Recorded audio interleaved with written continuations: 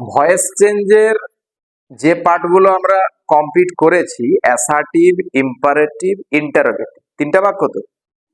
অ্যাসার্টিভের ক্ষেত্রে দেখেছি প্রিপোজিশন হিসাবে বাই ব্যবহার করেছি, ইন্টারোগেটিভের ক্ষেত্রেও প্রিপোজিশন হিসাবে বাই ব্যবহার করেছি, আর ইন্টারোগেটিভের ক্ষেত্রেও প্রিপোজিশন হিসাবে বাইটা ব্যবহার করে এসেছি। কিছু কিছু জায়গায় দেখেছি, যেমন ওই মেন ভার্ব অর্থাৎ নো এর থার্ড ফর্ম যখন করেছি, নো, নিউ, নোন, তখন কিন্তু ওই বাইয়ের জায়গায় টুটা বসেছিল, একটা জায়গাতেই দেখেছি। এবার সব ক্ষেত্রে একটা জিনিস খেয়াল রাখতে হবে যে সব জায়গাতে বাই কিন্তু বসে না। তাই আজকের ক্লাসটা কিন্তু সেটা নিয়ে, যে ভয়েস চেঞ্জ উইদাউট বাই, যে জায়গাতে আমরা বাই ব্যবহার করতে পারবো না। এখানে 13খানা বাক্য আছে, প্রত্যেকটা বাক্যের ক্ষেত্রেই আলাদা আলাদা প্রিপোজিশন আমরা ব্যবহার করব অর্থের উপর নির্ভর করে। আর এই প্রিপোজিশনটা বসে সবসময় কিন্তু ওই মিনিংটাকে লক্ষ্য করে। যেমন আমরা প্রিপোজিশন যখন প্র্যাকটিস করতাম তখন কি দেখেছি, যে কোনো জিনিসকে ছুঁয়ে আছে তখন আমরা অন ব্যবহার করেছি। না ছুঁয়ে যদি উপরে কিছু থাকে, সাপোজ ওই পাখিগুলো মাথার উপর দিয়ে উড়ে চলে গেল, এক্ষেত্রে আমরা ওভার করেছি। সূর্যকে আমরা যেভাবে দেখি, চাঁদকে আমরা যেভাবে দেখি সবচেয়ে উঁচুতে, এটাকে আমরা অ্যাবাভ বলে জেনেছি। কোনো কিছু পাশে আছে আমরা বিসাইড বলে জেনেছি, মধ্যে আছে ইন বলে জেনেছি। ঠিক তেমনি অর্থের উপর নির্ভর করে আমাকে সিকোয়েন্সটা বুঝতে হবে।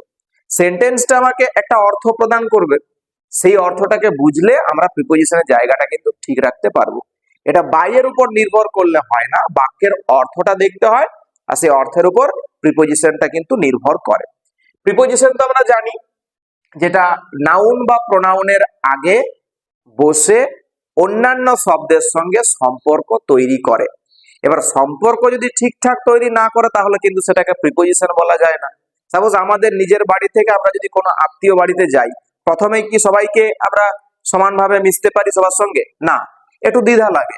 তারপরে 2-1 ঘন্টা কাটানোর পর বা 1 দিন 2 দিন কাটানোর পর একটা অভ্যস্ততা চলে আসে, তারপর আমরা তাদের সঙ্গে মিশতে পারি। ঠিক তেমনই সম্পর্কটা তৈরি করাটা একটা জরুরি পয়েন্ট। তাহলে এই জায়গায় আমাদেরকে বুঝতে হচ্ছে কি কার সঙ্গে কি সম্পর্কটা আছে, তার উপর কিন্তু প্রিপোজিশনটা আমরা বসাবো।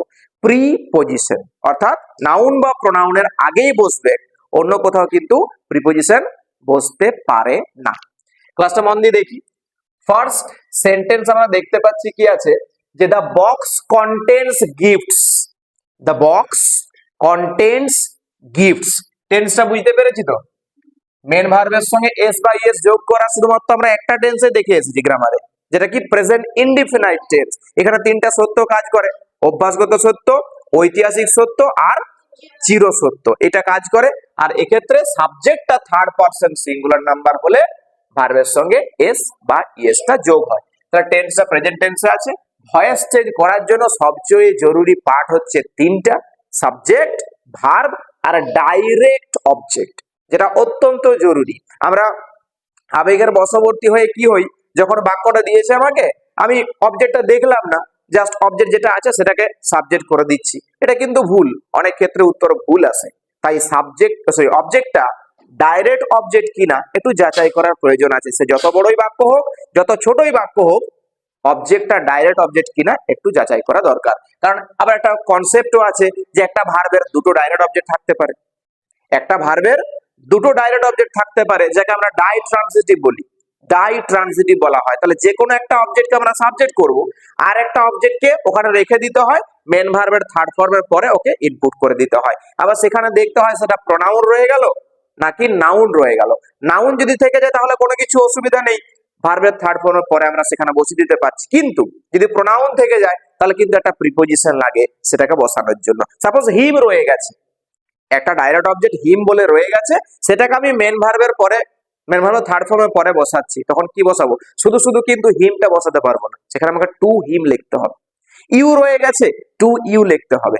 মি রয়ে গেছে, টু মি লিখতে হবে। তাহলে প্রোনাউন থাকলে টু দিয়ে লিখতে হয়। তাই ডাইরেক্ট অবজেক্ট, ইনডাইরেক্ট অবজেক্ট এটা কিন্তু দেখে নেওয়া দরকার। তাহলে দ্য বক্স কন্টেন্টস গিফটস, এই বাক্সের মধ্যে উপহার ভরা আছে, এখানে গিফটস হচ্ছে ডাইরেক্ট অবজেক্ট। আমরা ভয়েস চেঞ্জ করতে শুরু করব, অ্যাসার্টিভ সেন্টেন্স বুঝতেই পাচ্ছি, অবজেক্টকে ভয়েস চেঞ্জের ক্ষেত্রে সাবজেক্ট করতে হয়। তাহলে গিফটস এখানে সাবজেক্ট হলো, গিফটস। সিঙ্গুলার না প্লুরাল? সাবজেক্টটা বসানোর সঙ্গে সঙ্গে নাম্বারটা আমাদের মাথার মধ্যে নিয়ে আসতে হচ্ছে, এটা সিঙ্গুলার নয়, কারণ এস যোগ করে প্লুরাল করা আছে, গিফটস উপহারগুলি। আচ্ছা, তা প্রেজেন্ট টেন্সের ক্ষেত্রে বি ভার্বের সঠিক ফর্ম এম ইজ আর। প্লুরালে তো আমরা ইজ বসাতে পারি না, আর আই তো অ্যাকচুয়ালি প্রিজার্ভ করে রেখে দিয়েছে এমটাকে, ওর কিন্তু রিজার্ভ করাই আছে। আই থাকলে প্রেজেন্ট টেন্সে এম ছাড়া অন্য কিছু বসবে না। তাহলে এখন কি পড়ে রইলো প্লুরালের জন্য? এ আর ই।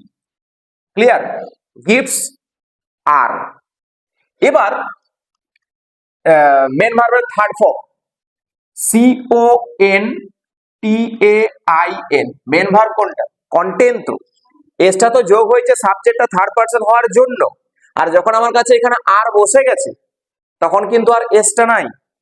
এবার আমরা কি করব? থার্ড ফর্ম করার জন্য বেসিক্যালি ডিইডি যোগ করতে হয়, এখানে ইডি যোগ করব, কন্টেন্ট। তাহলে গিফটস আর কন্টেন্ট। ক্লিয়ার? এর পরের পার্টটা এবার বাই বসানোর স্থানটা, 4 নম্বর স্থানটা বাই বসানোর স্থান, কিন্তু এখানে বলেছি যে উইদাউট বাই, বাই বসবে। তাহলে অর্থটা দেখব যে গিফটস গুলো ভরা আছে বাক্সে। তাহলে গিফটস গুলো যদি বাক্সের মধ্যে রাখি তাতে ঘেরা টোপের মধ্যে রইলো না, তাহলে প্রিপোজিশন হিসেবে আমরা কাকে ইউজ করব? ঘেরা টোপের মধ্যে ইন। তাহলে এখানে ইন বসাবো, ইন। এবার সাবজেক্টটা দা বক্স। এই ইনের জায়গায় যদি আমরা ভুল করে বাই করে দিই তাহলে কিন্তু ভুল। নেক্সট নাম্বার 2 কি রয়েছে? He knew us. He knew আস, সে আমাদেরকে জানতো। নিউটা ভার্ব, কোন টেন্সের ভার্ব? পাস্ট ইনডিফিনাইট টেন্সের ভার্ব, কারণ নো এর সেকেন্ড ফর্ম নিউ আছে, আমাদেরকে জানতো অতীতকাল। অবজেক্ট রয়েছে আসটা, সাবজেক্ট করি ভয়েস চেঞ্জ করার জন্য, তাহলে আসটাকে ঘোরালে আমরা কি পাবো? উই। ওইটা কোন পারসন? ওইটা ফার্স্ট পারসন। আমি, আমরা, উত্তম পুরুষ ফার্স্ট পারসন। আচ্ছা, এবার উই এর ক্ষেত্রে পাস্ট টেন্স, এটা তো পাস্ট টেন্স, তাহলে ওয়াজ ওয়্যার চলে যাচ্ছে। প্রেজেন্ট টেন্স বলেছি আমি যা, তাহলে পাস্ট টেন্স ওয়াজ ওয়্যার, তাহলে ওয়াজ ওয়্যার মধ্যে উইটা প্লুরাল, তার জন্য বসবে W E R E, were. Clear? Main ভার্বের third form know knew known, K N O W N, known. এবার এটা আমরা আগেও করেছি, নোনের ক্ষেত্রে বাই হয় না, সরাসরি এটা মনে রাখবো, নোনের ক্ষেত্রে টু বসে। এবারে হি আছে, এটা আমরা কনভার্ট করে দিই এইচ আই এম, হিম। তাহলে we were known to him. Next number 3 Darjeeling grows tea. Darjeeling চা উৎপাদন করে। গ্রোজ, এটাও দেখতে পাচ্ছি মেন ভার্বের সঙ্গে এস যোগ আছে, তার মানে সাবজেক্টটা থার্ড পারসন সিঙ্গুলার নাম্বার, আর মেন ভার্বটা আছে প্রেজেন্ট ইনডিফিনাইট টেন্সে। টিটা অবজেক্ট, সাবজেক্ট করি টি ই এ, টি। এবারে সিঙ্গুলার নাকি প্লুরাল? টিটা, টিটা অলওয়েজ কিন্তু সিঙ্গুলার, কারণ পৃথিবীর মধ্যে যা আমরা গুনতে পারি না সেটাকে আমরা কি বলি?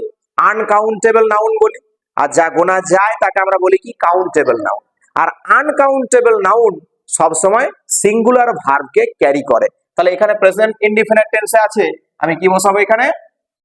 Is, T is. আচ্ছা, এবারে গ্রো রয়েছে মেন ভার্ব জি আর ও ডব্লিউ।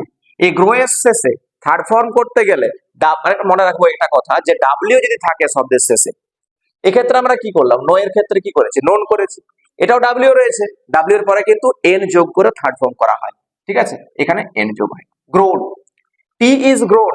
আচ্ছা, এবার প্রিপোজিশনের জায়গা, এই যে সাবজেক্টটা আছে দার্জিলিং, এটা লেখার জন্য আমরা প্রিপোজিশন বসাবো কিভাবে? দার্জিলিংটা ছোট জায়গা না বড় জায়গা? বড় জায়গা। আর প্রিপোজিশন করার সময় আমরা দেখেছি তো যে বড় জায়গার আগে ইন বসে, ছোট জায়গার আগে অ্যাট বসে। তাহলে এখানে কি বসবো?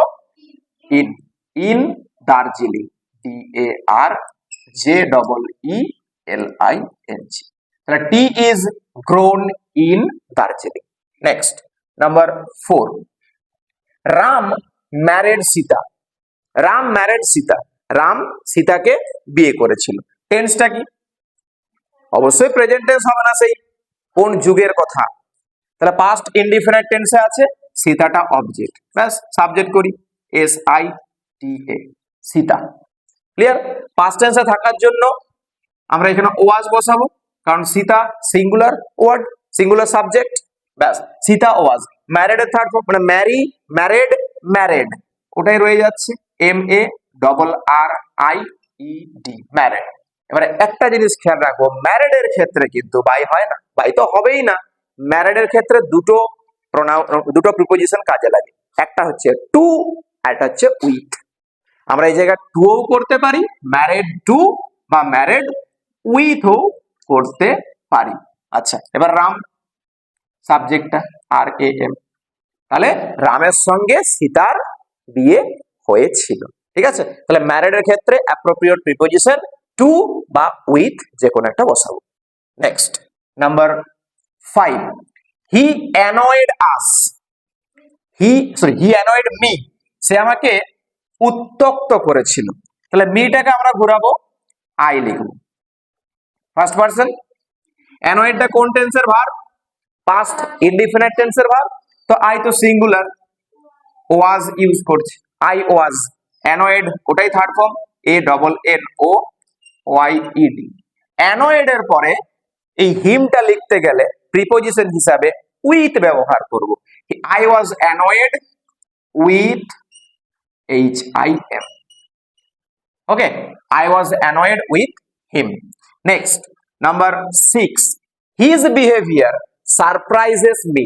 তার আচরণ আমাকে অবাক করে, আশ্চর্য করে। মিটাকে ঘুরালে আমরা পাচ্ছি সাবজেক্ট হিসেবে আই। সারপ্রাইজেস রয়েছে প্রেজেন্ট ইনডিফিনিট টেন্সের ভার্ব, তাই প্রিজার্ভেশন রয়ে গেছে আই এম। সারপ্রাইজের থার্ড ফর্ম কি? SURPRISED, surprised. আচ্ছা, এবার ভালো করে দেখবো সাবজেক্টটা। হিজ বিহেভিয়ার বলা আছে, তার আচরণ। এই বিহেভিয়ারটা আমাদের মেন্টালিটির উপর ডিপেন্ড করে, যাকে আমরা অ্যাবস্ট্রাক্ট নাউন বলে জানি। যা কিছু স্পর্শ করা যায় না পৃথিবীর মধ্যে, যে নাউনটাকে স্পর্শ করা যায় না সেটাই কিন্তু অ্যাবস্ট্রাক্ট নাউন। আর এর জন্য আমাদের পঞ্চ ইন্দ্রিয় আছে, চক্ষু, কর্ণ, নাসিকা, জিহ্বা, ত্বক। এগুলো দিয়ে আমরা যা ফিল করি সেগুলো অ্যাবস্ট্রাক্ট নাউনের মধ্যে চলে যায়। তাহলে যেটা স্পর্শ করা যায় না সেটা কিন্তু অ্যাবস্ট্রাক্ট নাউন। আর এই অ্যাবস্ট্রাক্ট নাউনের ক্ষেত্রে আমাদেরকে কি বসাতে হয়? Preposition at. তাহলে আই এম সারপ্রাইজড অ্যাট, এবারে সাবজেক্টটা his behaviour, his BEHAVIOUR, I am surprised at his behavior. Next, number 7, the news shocked us. The news shocked us, এই খবরটা আমাদেরকে আশ্চর্য করেছিল। শকড পাস্ট ইনডিফিনিট টেন্সের ভার্ব। উইটাকে ঘোরালে আমরা, আসটাকে ঘোরালে কি পাচ্ছি? উই। পাস্ট ইনডিফিনিটের ক্ষেত্রে আমরা কি বসাবো? WERE, প্লুরালের জন্য উইটা প্লুরাল, তাহলে উই ওয়ার, এটাই থার্ড ফর্ম, SHOCKED, শকড। আচ্ছা, শকড এর ক্ষেত্রে আমরা কি করব? অ্যাট। শকড এর ক্ষেত্রে অ্যাট ইউজ করতে হয়, অ্যাপ্রোপ্রিয়েট প্রিপোজিশন অ্যাট। তাহলে শকড অ্যাট।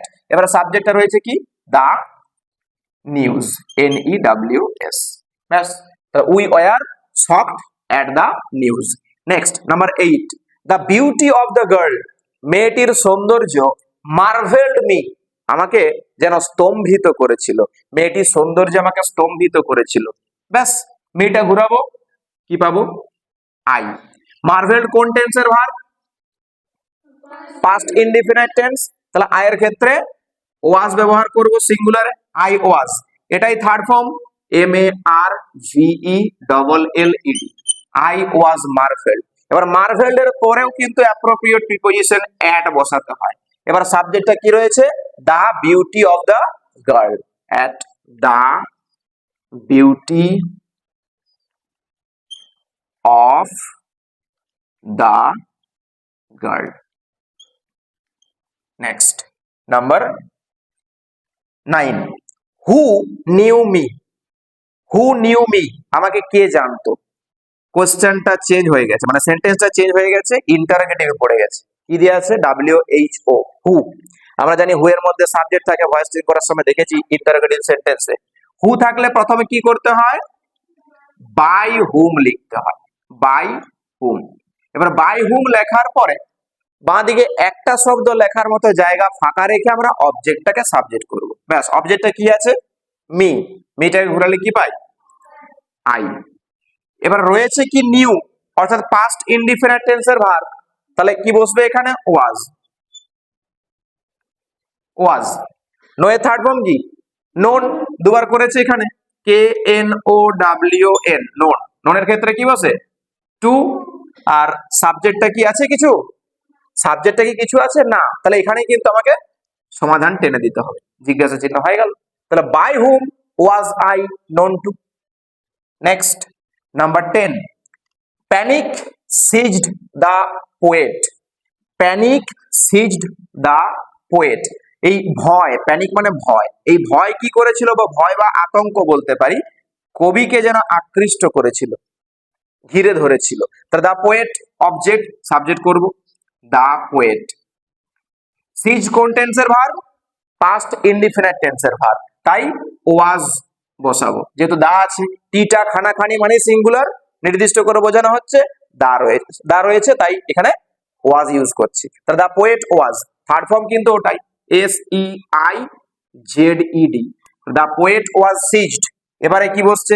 প্যানিক আছে, প্যানিক মানে ভয় আতঙ্ক, ওরা আমাদেরকে 5টা ইন্দ্রিয় দিয়ে উপলব্ধি করতে হয়, তাই সেক্ষেত্রে কি বসাতে হয়? উইথ। তাহলে the poet was seized with PANIC, panic. Next number 11, flowers deck the compartment. Flowers deck the compartment, ফুলগুলি কামরাটাকে সজ্জিত করেছিল। দ্য কম্পার্টমেন্ট অবজেক্ট, আর ডেক হচ্ছে পাস্ট ইনডিফিনিট টেন্সের ভার্ব। তাহলে the compartment, COMPARTMENT, the compartment. Past টেন্সে থাকার জন্য মেন ভার্বটা, তাহলে আমরা ওয়াজ ইউজ করছি। দ্য কম্পার্টমেন্ট ওয়াজ, ওটাই থার্ড ফর্ম, DECKED, ডেকড। আচ্ছা, এই যে ফ্লাওয়ার্স রয়েছে, এটা ব্যক্তি না বস্তু? ফ্লাওয়ার্সটা ব্যক্তি না বস্তু? বস্তু। বস্তুর জন্য আমাদেরকে উইথ ইউজ করতে হয়, উইথ ফ্লাওয়ার্স, FLOWERS। তাহলে the compartment was decked with flowers. Next number 12, the novels of Rabindranath interests me. Rabindranath ঠাকুরের লেখা উপন্যাসগুলো আমাকে আগ্রহ জাগায়। তাহলে মিটাকে ঘুরালে আমরা পাচ্ছি আই। ইন্টারেস্টস কোন টেন্সের verb? Present indefinite tense, S যোগ আছে। তাহলে I am interested, INTERESTED, I am interested. আচ্ছা, এই যে দ্য নোভেলস অফ রবীন্দ্রনাথ, এটা বিষয়, বিষয়ের ক্ষেত্রে আমরা কি করব? I am interested on, I am interested on, বা এই ক্ষেত্রে আমরা ইনও ইউজ করতে পারি, in the novels of Rabindranath, RABINDRANATH, Rabindranath. Last one, number 13, the performance satisfied the boy. অভিনয়টা ছেলেটাকে সন্তুষ্ট করেছিল। তাহলে দ্য বয়, পাস্ট টেন্সের ভার্ব রয়েছে, স্যাটিসফাইডটা, ওয়াজ সিঙ্গুলারে, দ্য বয় ওয়াজ স্যাটিসফাইড, ওটাই থার্ড ফর্ম, SATISFIED, স্যাটিসফাইড। আচ্ছা, এবারে কি রয়েছে এখানে? সাবজেক্টটা দ্য পারফরম্যান্স, এটা কোন নাউন বলতে পারবো? দ্য পারফরম্যান্সটা অ্যাবস্ট্রাক্ট নাউন, উইথ লিখবো, satisfied with the performance, PERFORMANCE, হয়ে গেল 13খানা বাক্য কমপ্লিট। তাহলে ভয়েস চেঞ্জ উইদাউট বাই, এই যে কনসেপ্টটা আশা করি বুঝতে পেরেছি। এবার কিন্তু বাক্যগুলোকে সম্পূর্ণ করার জন্য যথেষ্ট পরিমাণে ভেবে অর্থটাকে বুঝে তারপর কিন্তু প্রিপোজিশন গুলো ব্যবহার করব।